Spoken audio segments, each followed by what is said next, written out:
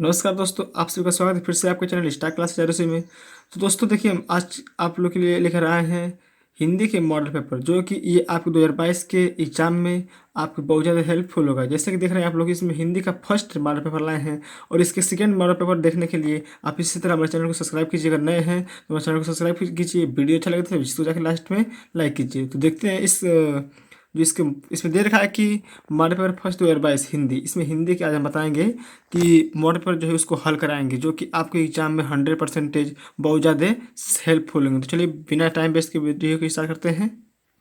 तो दोस्तों, जैसा कि आप लोग देख रहे होंगे, यहाँ पर दे रहा है कि प्री बोर्ड परीक्षा 2022 श्री अरबी यादव इंटर कॉलेज बरिंदा गाजीपुर के स्कूल से लिया गया है। इसके जो विषय हिंदी क्लास 12 मॉडल पेपर, ये कक्षा 12 के लिए बहुत ही हेल्पफुल है।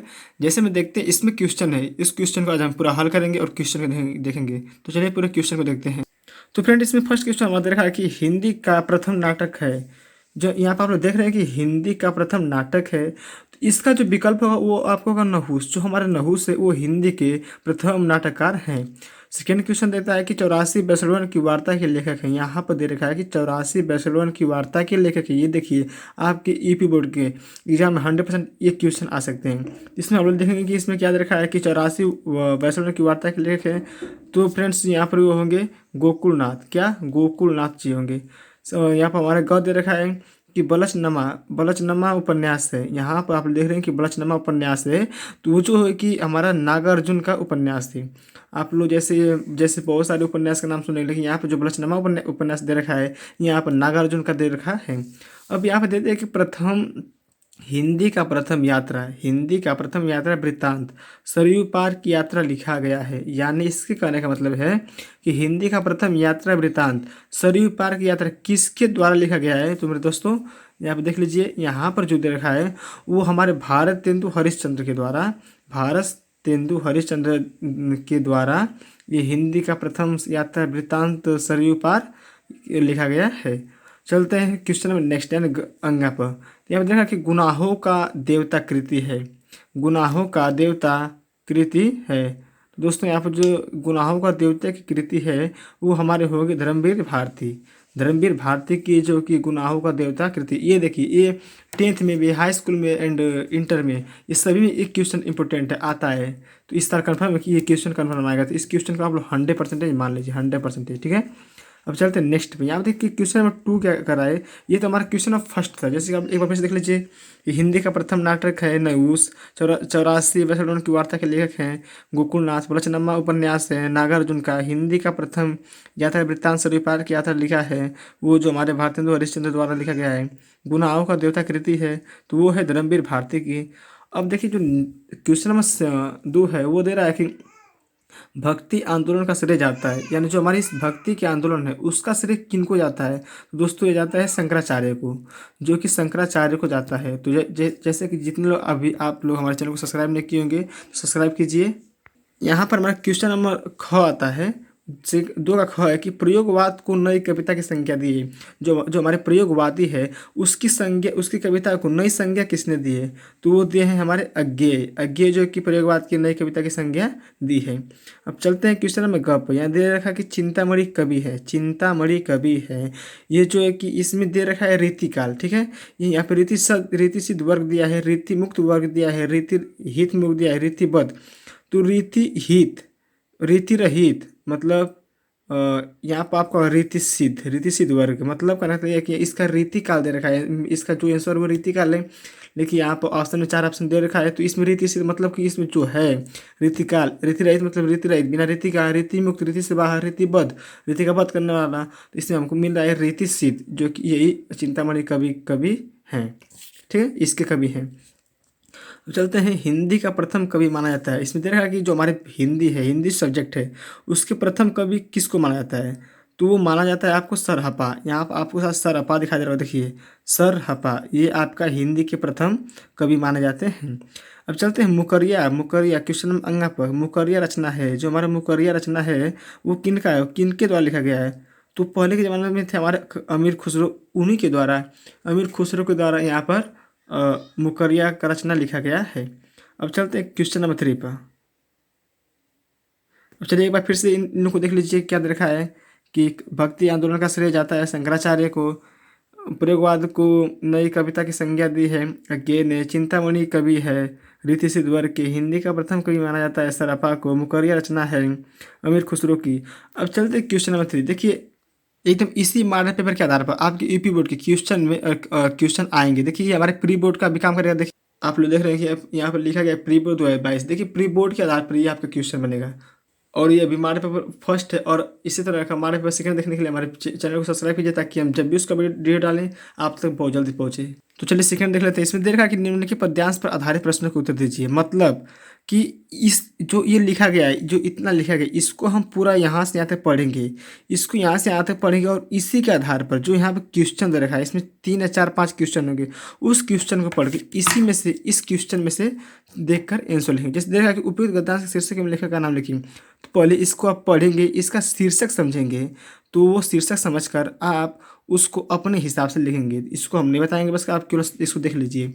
सेकेंड क्वेश्चन दिया कि राष्ट्रभूमि के प्रति हमारा आवश्यक कर्तव्य क्या है। देखिए राष्ट्रभूमि के प्रति हमारा आवश्यक कर्तव्य क्या है, ये आप खुद जानते भी होंगे। तो यहाँ से देख लीजिए, यहाँ पर दे रखा कि उसके भौतिक रूप, सौंदर्य और समृद्धि के प्रति सचेत होना हमारा आवश्यक कर्तव्य है। मतलब आप लिखेंगे कि राष्ट्रभूमि के प्रति हमारा आवश्यक कर्तव्य यही है कि हमको समृद्धि के प्रति सचेत होना चाहिए और उसके भौतिक सौंदर्य का ध्यान रखना चाहिए। अब चलते हैं क्वेश्चन नंबर 3 पे, इसी के क्वेश्चन नंबर 3 पर। तो जैसा कि आप लोग देख रहे हो, क्या दिया कि किस प्रकार की राष्ट्रीयता को लेखक ने निर्मूल कहा है। देखिए इसको पढ़ेंगे, उस जो आप दिखाएं अभी, जब आप इनको पूरा पढ़ लेंगे तो इनके जितने क्वेश्चन हैं उनको आप आसानी से हल कर सकते हैं। चलिए केवल हम क्वेश्चन को पढ़ के छोड़ देते हैं। यहाँ से आपको मिलता है 10 नंबर, यहाँ से आपको 10 नंबर मिल जाएंगे।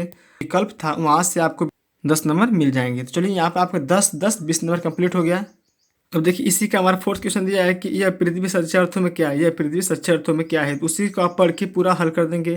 दिया है रेखांकित की व्याख्या कीजिए, रेखांकित अंश की व्याख्या कीजिए। जैसे वो क्वेश्चन था, इसमें जो अंडरलाइन दिया है, ये रेखांकित दिया है ना, इसी का केवल व्याख्या करना है। जो ऊपर नीचे इसका कुछ नहीं करना है, जो रेखांकित भाग दिया है इसी का व्याख्या करना है। यहाँ दिया है रेखांकित अंश की व्याख्या कीजिए। जो उधर हम क्वेश्चन पढ़ रहे हैं उसी का ऐसे क्वेश्चन है। अब आगे हमारा अथवा, यहाँ से आपका जो है कि हम 20 नंबर कंप्लीट करा दिए। अब चलते हैं, इसमें अथवा दे रखा है, या तो उसको कीजिए या तो इसको कीजिए। देखिए हम एक को हल कर चुके हैं, इसको करना कोई जरूरी नहीं, लेकिन इसको आप लोग देख लीजिए। देखकर अपने से पढ़कर ये आप लोग के लिए कमेंट बॉक्स में इसका आंसर लिख के दे दीजिएगा। अपने ढंग से उपयुक्त गद्यांश के शीर्षक में संदर्भ लिखिए। पढ़िता ताई किस प्रकार एक बोझ है। प्रस्तुत पद्यांश में किसकी विवेचना की गई है। प्रस्तुत गद्यांश में लेखक किसकी मनोवृत्ति बदलने की बात कर रहा है। रेखांकित अंश की व्याख्या कीजिए। मतलब इसको आप लोग होमवर्क समझ के खुद कीजिए, इसको आप लोग इसकी शॉट लेकर खुद कीजिए। और चलते हैं नेक्स्ट क्वेश्चन पर। तो दोस्तों यहाँ पर नेक्स्ट क्वेश्चन दे रखा है कि निम्नलिखित पद्यांश पर आधारित प्रश्नों के उत्तर दीजिए। देखिय यहाँ पर जो पद्य है, इस पद्य को पढ़ेंगे, वो तो हमारा गद्य था।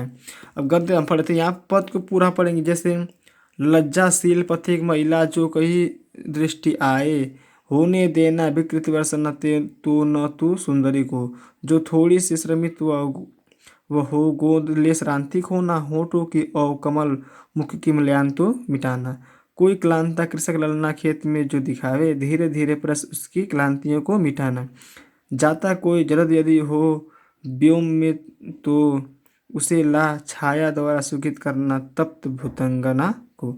देखिए यहाँ पर जो दे रखा है इनको हम पढ़ेंगे, इसको पढ़कर अपने तरीके से क्वेश्चन को लिखेंगे। जैसे दे रखा है, इस क्वेश्चन का दिया कि दिए के पद्यांश के कवि एवं कविता का नाम लिखिए। तो देखिए जैसे इसमें लिखेंगे, जो फर्स्ट इसका इसमें लिखेंगे, इसको पहले पढ़ लेंगे। पढ़ने के बाद इसमें से कवि और इसके शीर्षक यानी पद्यांश को लिखेंगे। कैसे लिखेंगे, हेडिंग डालेंगे पद्यांश। तो प्रस्तुत पद्यांश हमारी पाठ्य पुस्तक हिंदी के, प्रस्तुत पद्यांश हमारे पाठ्य पुस्तक हिंदी के फलाना नामक, जो मतलब इसका चैप्टर का नाम होगा, जो कवि का नाम, तो इसके नामक पाठ से लिया गया है। इनके कवि, जो इनके कवि हो गए, इनके कवि ये हैं।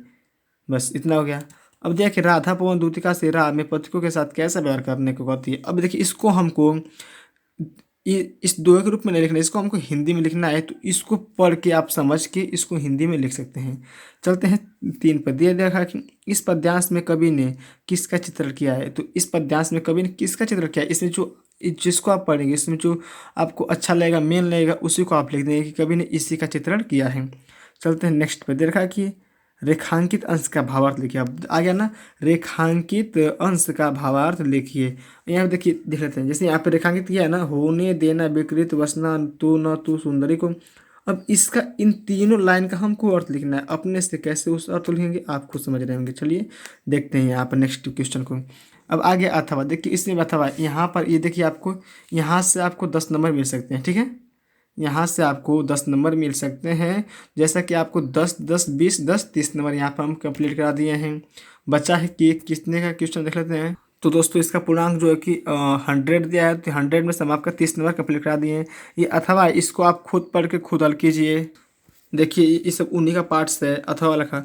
अब चलते हैं क्वेश्चन नंबर 5 पर। ये दे रखा है कि निम्नलिखित में से किसी एक लेखक का साहित्यिक परिचय देते हुए उनकी प्रमुख रचना का उल्लेख कीजिए। यहाँ पर देखिए, यहाँ पर आपको 3 लेखक का नाम दिखाई दे रहा होगा। वासुदेव सरल अग्रवाल, डॉक्टर हजारी प्रसाद द्विवेदी और प्रोजी सुंदर रेड्डी। प्रोजी सुंदर रेड्डी, देखिए इनका फुल नाम तो हमको भी नहीं पता है, लेकिन अब देखिए वासुदेव सरल अग्रवाल, डॉक्टर हजारी प्रसाद द्विवेदी, प्रोजी सुंदर रेड्डी। अब इनमें से आपको जो जिनके बारे में आप जानते होंगे उन्हीं के बारे में आपको इनके जैसे जीवन परिचय होता है स्कूल में, इसी तरह उनके लेखक का साहित्यिक परिचय और प्रमुख रचना, और जो इनके प्रमुख रचना जो इनमें से जो इनका आप लिखेंगे, जो इनका प्रमुख रचना लिखे हैं उनका आप नाम लिख देंगे, ठीक है। और इसमें दे रखा है कि इनका साहित्यिक परिचय दे दीजिए, ठीक है। यहाँ पर आपके क्वेश्चन नंबर 5 कंप्लीट होते हुए, मतलब 5 नंबर उसमें और ऐड कर दीजिए, 35 नंबर। यहाँ पर आपके 35 नंबर कंप्लीट हो गया। अब चलते हैं क्वेश्चन नंबर ख। इसी के ख पर 5 नंबर 5वें के ख पर दिया है कि निम्नलिखित में से किसी एक कवि का साहित्यिक परिचय देते हुए उनकी प्रमुख कृतियों का प्रकाश डालिए। मतलब कहने का मतलब ये है कि ये गद्य से था, ये पद्य से है। ये आपका गद्य से था, ये आपका पद से है, ठीक है। मतलब ये दोहे वाले रूप से, इनमें से दोनों में से आपको लिखना है। इनको भी लिखना है, इनको भी लिखना है। ये नहीं कि अथवा में इसको छोड़ दें, इसमें अथवा अथवा नहीं दिया है। इसको पहले कर लेंगे, इसका इसको भी कर लेंगे। देखिए ये भी आपका 5 नंबर का था। इसमें क्या रहे, मैथिली शरण गुप्त, जयशंकर प्रसाद, सुमित्रा नंदमंत। एक बात और ध्यान दे लीजिए, यहाँ पर 80 वर्ड्स में लिखना है, कम से कम 80 शब्द में लिखना है। देखिए यहाँ पर 80 शब्द हो जाए तो आप छोड़ दीजिए, ठीक है। यहाँ पर जैसे कि आपका यहाँ 5 नंबर और कंप्लीट हो गया। इनका भी जीवन परिचय लिख कर, यानी साहित्य परिचय लिख कर और एक रचना का नाम लिख कर छोड़ देंगे। यहाँ पर आपका 5 नंबर कंप्लीट, मतलब कि आपका 40 नंबर कंप्लीट होता है। इसमें आपके 14 क्वेश्चन दिए, जिसमें हम आपको 7 क्वेश्चन बताने वाले हैं। और इसी तरह का अगली वीडियो देखने के लिए हमारे चैनल को सब्सक्राइब कीजिए और वीडियो को लाइक कीजिए। चलते हैं क्वेश्चन नंबर 6 पर। क्वेश्चन नंबर 6 दिया है कि ध्रुव यात्रा अथवा पंचलाइट कहानी का उद्देश्य लिखिए।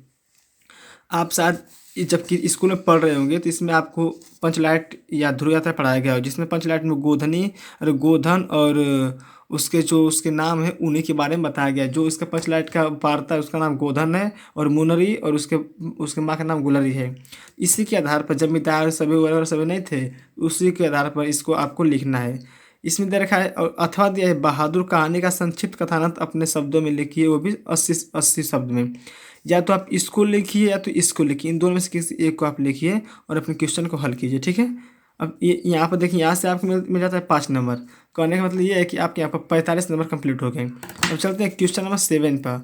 ये आपकी आज के आपके दिन का आखिरी क्वेश्चन है। देखने दे क्या दिया है कि स्वपठित खंड काव्य के आधार पर किसी एक खंड के प्रश्न का उत्तर दीजिए। मतलब जो आप खुद पढ़े हैं स्कूल में उसी में से दिया है कि स्वपठित खंड काव्य के आधार पर किसी एक खंड के प्रश्न का उत्तर दीजिए। तो यहाँ पर देखिए, मुक्ति युग के आधार पर स्वाधीनता आंदोलन की प्रमुख घटनाओं का वर्णन कीजिए। इनके आपको ऐसा लिखना है, मुक्ति युग के आधार पर स्वाधीनता आंदोलन की प्रमुख घटना का वर्णन कीजिए। इसमें 3 क्वेश्चन, इसमें कितना दिया है, इसमें आपको 7 क्वेश्चन दिया है, सॉरी 6 क्वेश्चन दिया है। इनमें से इनको या इनको लिखिए तो इनको लिखिए, अथवा दे रखा है इसको लिखिए तो इसको लिखिए, इसको लिखिए तो इसको लिखिए, या तो इसको लिखिए तो इसको, या इनको या तो इनको। तो दिया है सेकेंड कि मुक्ति काव्य के उद्देश्य पर प्रकाश डालिए, इनमें से कोई एक लिख दीजिए। रश्मिया खंड काव्य के पंचवर्षर की कथा वस्तु लिखिए। चलिए इनको आप पढ़ के इसका स्क्रीनशॉट ले लीजिए, क्योंकि वीडियो बड़ा हो रहा है। तो देखिए अब इतना जो कि हम आपको यहाँ पर 7 क्वेश्चन यानी 50 नंबर का क्वेश्चन बता दिए हैं। और अगली वीडियो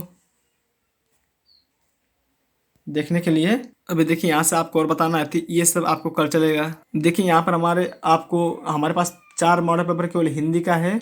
इसमें हम आपको एक फर्स्ट हल करा देंगे, वो भी उसमें का आधा हल करा देंगे। उसका पार्ट 2 यानी पूरा वीडियो देखने के लिए हमारे चैनल को सब्सक्राइब कीजिए। तो आप हम इसका कल डालेंगे इसका अगले वीडियो, ताकि सब्सक्राइब करेंगे तो आप तक वीडियो बहुत जल्दी से पहुँच जाएगा। चलते मिलते हैं अगले वीडियो में, तब तक के लिए धन्यवाद। Thank you.